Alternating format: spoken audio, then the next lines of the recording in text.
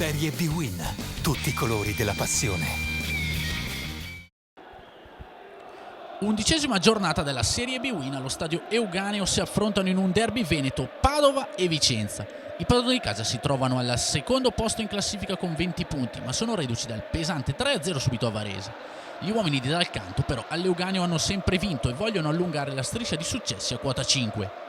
Gli ospiti invece con 7 punti sono in zona retrocessione, ma stanno vivendo un momento positivo con Cagni in panchina. Arbitra il signor Emilio Ostinelli di Como, assistenti Bernardoni e Long, quarto uomo Giacomelli. La prima emozione è al quarto minuto quando Marcolini ci prova al volo di destro, ma la palla viene deviata e termina in angolo. 2 minuti dopo Cutolo serve in aria Bovo che prova un tiro cross, ma Frison ribatte e la difesa allontana la minaccia. Il Padova ancora in avanti al 32esimo sugli sviluppi di un calcio d'angolo. Cacia ci prova di testa e Frison alza la palla sopra la traversa. Il gol è però nell'aria e pochi secondi dopo il Padova passa. Corner di Milanetto, colpo di testa di Legati che trova la deviazione vincente con la palla che finisce prima sul palo e poi termina in rete. Primo gol in questa Serie B-Win per il difensore classe 86. 1-0 per il Padova e 11° giocatore per i patavini a segno in questo campionato finora.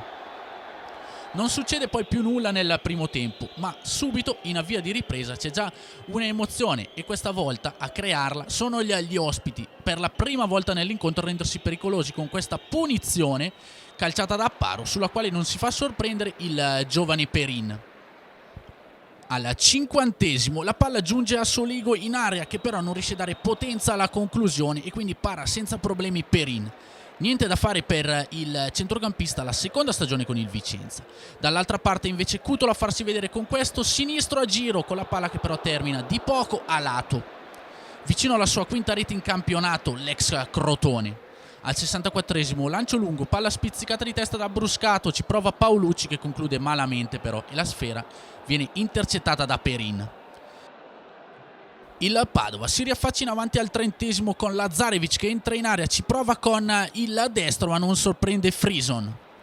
Un minuto più tardi, invece, occasione per gli ospiti con Paolucci che dalla sinistra mette al centro per Bruscato che gira palla in mezzo all'area con la sfera che taglia tutta l'area di rigore ma nessun compagno sopraggiunge e Cagni mastica amaro.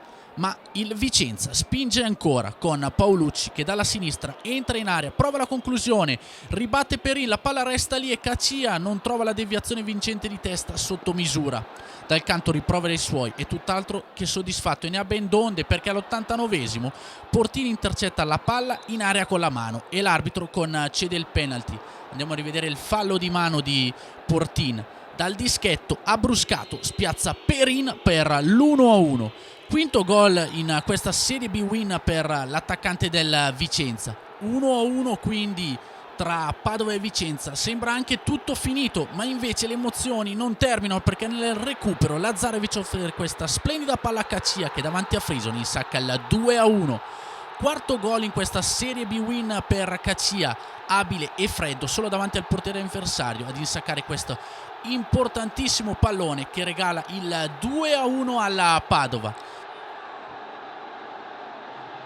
Il Vicenza ha ancora una chance con Paolucci che conclude sul fondo. Finisce 2-1 per il Padova sul Vicenza con i patavini che salgono a quota 23 punti in classifica confermandosi al secondo posto.